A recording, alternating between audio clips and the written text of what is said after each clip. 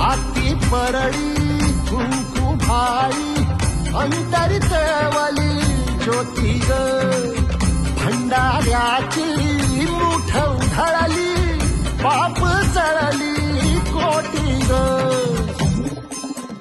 देवी यल्लम्माईचा